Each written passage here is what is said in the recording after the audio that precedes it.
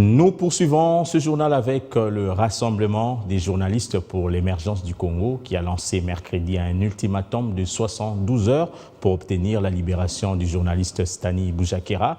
Dans une déclaration lue lors d'un point de presse, le rapporteur de cette association, Edmond Izouba, a fait savoir que si rien n'est fait dans ce sens, des manifestations d'envergure seront déclenchées pour trouver gain de cause.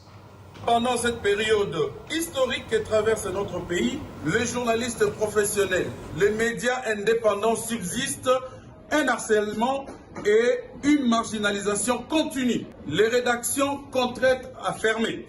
Nous posons la question de savoir, est-ce que nous devons changer notre métier?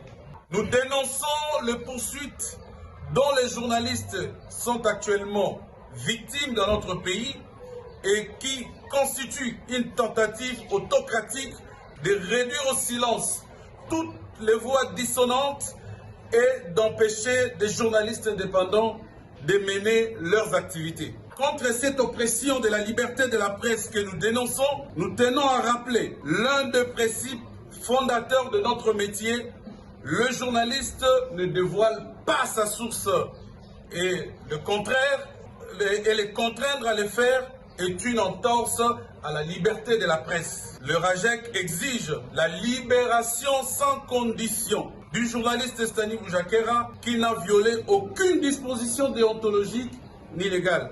Nous demandons aux autorités compétentes de lui laisser travailler libre et en toute sécurité et de prendre toutes les mesures nécessaires pour améliorer cet état qui devient de plus en plus désastreux de la liberté de la presse. Nous appelons les organisations, les organismes de défense et de promotion des droits de l'homme, de la liberté de la presse, nationaux et internationaux, de maintenir la pression sans relâche jusqu'à la libération de Stani Boujakera. Le RAJEC, qui en appelle à la solidarité tous azimuts, va annoncer d'ici 72 heures des manifestations de grandes envergures si et seulement si le confrère Stani Boujakera n'est pas libéré.